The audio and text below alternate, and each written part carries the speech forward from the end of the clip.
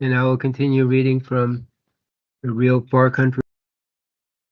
Each one of us will pass from and beyond this rock and space someday.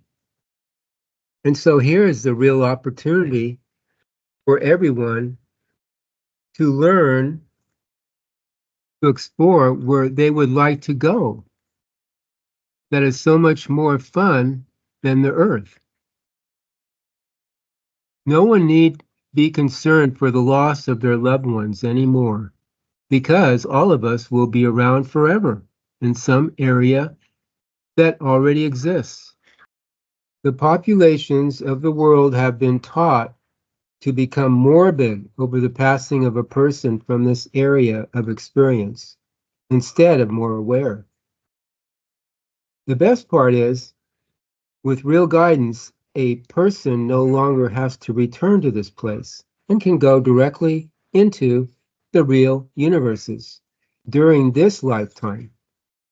Now is the golden opportunity to reside in the real universes, where the real universal guides have their home. This is possible as the new student learns universal positioning.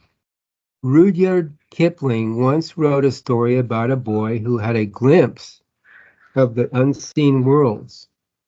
Occasionally, he would see a vision of what he termed as the beyond as he progressed into manhood. He so yearned to enter this unseen reality, but had no way except through death. When dying on a battlefield in World War I, he again sees the vision and knows that it'll be his time to enter. Kipling called his story The Far Country. As one becomes the real explorer of these unseen worlds of wonder, they will discover what the real truth about these unexplored areas is all about. Here's a chance to be guided by the real universal beings of the All-Is.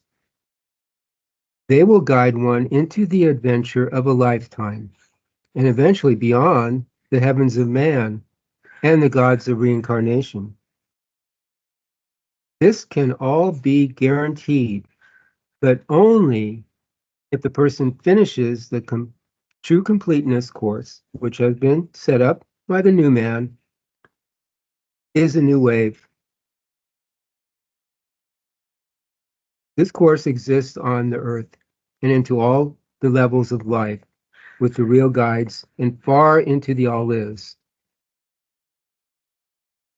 For those who have had a glimpse of the unseen worlds, they are sometimes rather unhappy with their life on earth because of the immense beauty and love they have discovered in places that cannot always be reached or explained.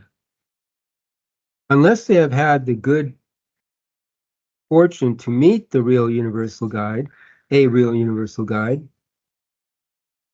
such as Rebbe Zartars, who will teach them how to enter the real far country, they may become extremely restless or try other means, such as drugs or even suicide, in hopes of reaching the upper levels. But these avenues are promoted by the dark forces as a lure and to keep the real you here for more lifetimes. These artificial elements are part of the overall marketing ploy of this world, and they do not work, except for a person to be trapped in the lower distorted astral regions.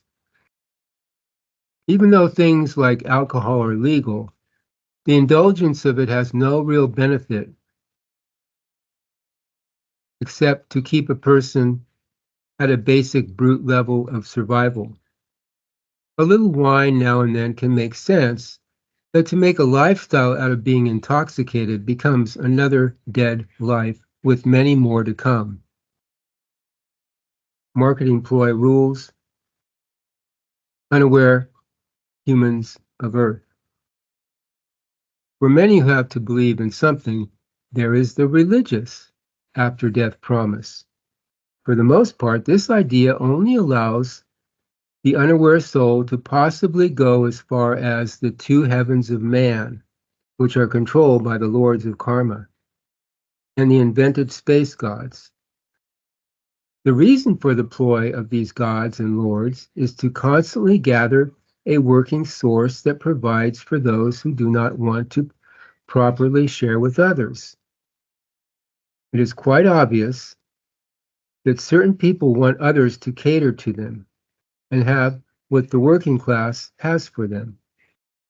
The real guides show how each person can provide for themselves, and at the same time teach one how to be totally free in this lifetime.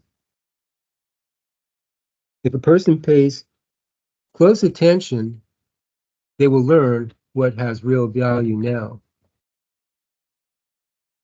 Many people have some knowledge of the other levels, mainly the astral worlds, of which there are hundreds of areas, dimensions, and platforms. Also the mental worlds, which is so much more immense than anything in the physical or astral realms, and where all the religions and institutional systems of this world are mainly based. For the most part, very few know how to actually enter these areas while still living in their physical senses. The belief systems have made sure that the general public is absolutely unaware of how to freely leave their physical awareness and gain the real experiences of life. As long as they keep people dead to the real knowledge of living, they will have an unlimited supply of supporters who give aid to them. There are also many offshoots from the more than evident contrived ancient doctrines that have been started as a sound, good reason to get people to contribute to some holy cause, which eventually entails an effect that shows up. And guess what? All those involved are now dealing with the outcome. This is where the hell and damnation idea has evolved from, that of the progression of created events out of human history.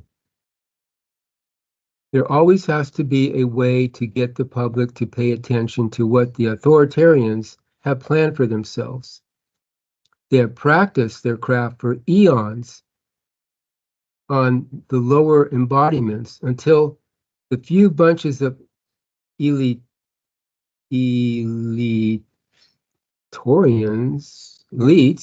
who are existing here, and they have all the power and control they have wanted. These select secretive few have adamantly planned their takeover behind the scenes and have evolved with their knowledge of how to manipulate others, as this has been a step-by-step process over the span of many lifetimes. To most of the world, these hidden few are more like a fantasy tale than anything real. Because how could anyone do such cruel and dastardly things as these few have done and will continue to do to others?